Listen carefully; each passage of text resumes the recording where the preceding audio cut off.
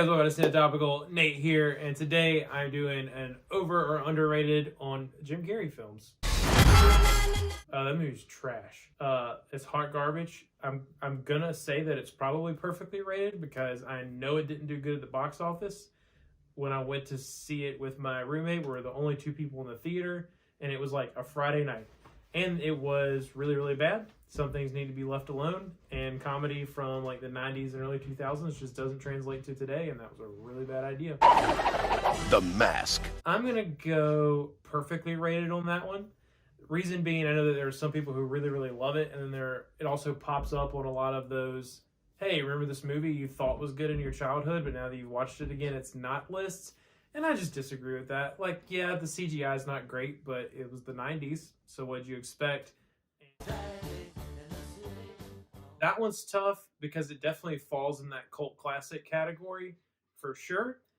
I'm going to say underrated because I think that movie's phenomenal. And I don't think that it should just be a cult classic. I think it's something that should be accepted by a wider audience. And I understand that it's incredibly quirky and a little strange and definitely like a weird, like, plot line and like concept to grasp on what's going on there. But I'm going to go underrated. The Grinch.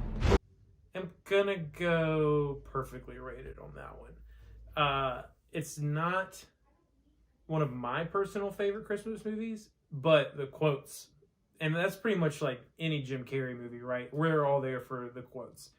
You're either there for the quotes or you're there for like the wackiness. Personally, I'm a quotes guy. I love some of the quotes from the Grinch. When you look at the movie as a whole, I grew up on the cartoon Grinch, so I think that took away from the Jim Carrey version for me a little bit. But pretty funny, decent Christmas movie all around. Not super great, not super bad. Ace Ventura, When Nature Calls. I feel like I personally have to go underrated on that. And I think that, unfortunately, that is a little nostalgia driven. And normally I'm very, very against anyone saying that something is good just because of nostalgia.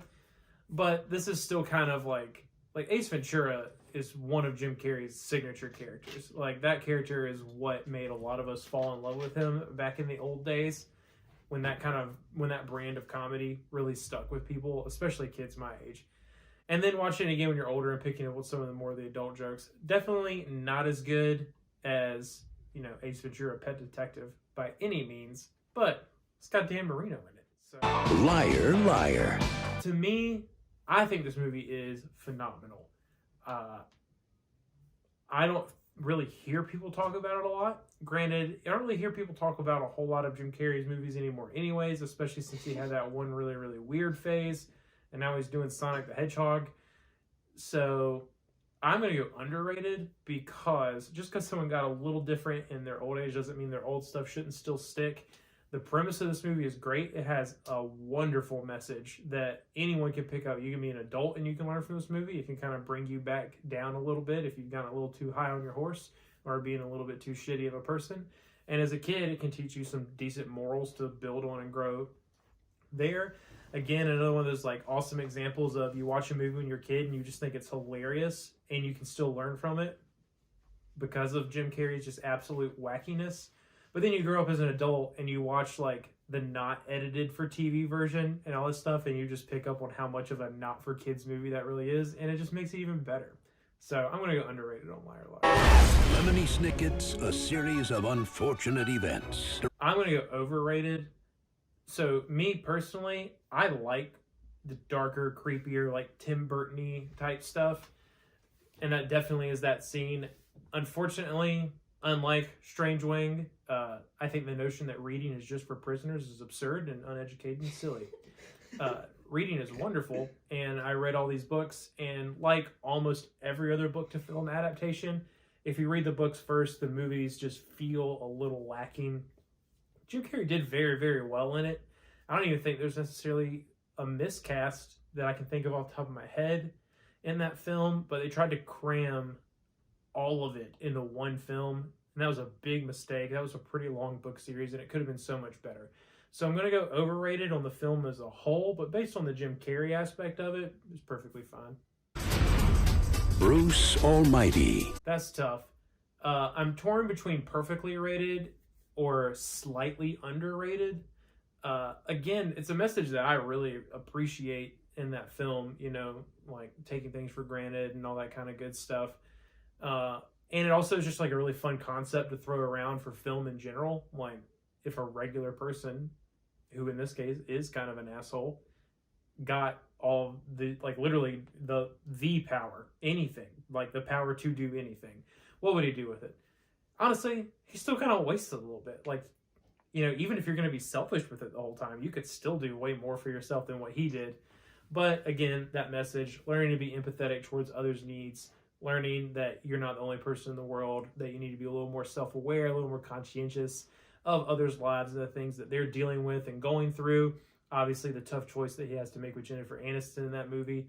Personally, I think the only really bad thing about that movie is that absolutely terrible sequel it got. But that's not Jim Carrey's fault. So I'll stick with, I'm going to say slightly underrated. The Truman Show. Watch what happened. The Truman Show, for me, will forever be underrated.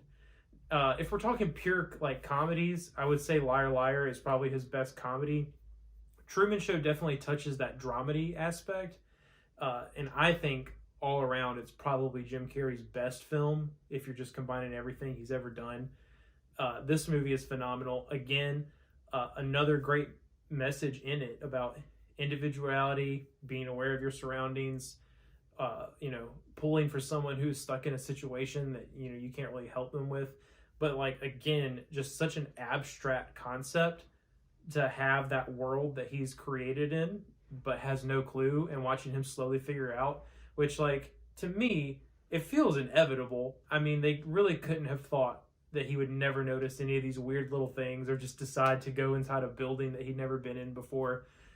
But the idea itself is incredible. Watching him start to put all the little puzzle pieces together, watch the certain people that are placed in there start to question their own. And I just love that really heartfelt connection between him and this girl that he knows, that he recognizes, but can't quite put it together. To the point where this man literally cuts out magazine clippings like to a T to like create a portrait of this person. And getting to watch her end of it and like watching him go through all of this and everything is just like hits you in the feels, man. Thanks for watching, guys. This has been my over or under for Jim Carrey movies. As always, when it comes to Cinetopical, like, share, and subscribe.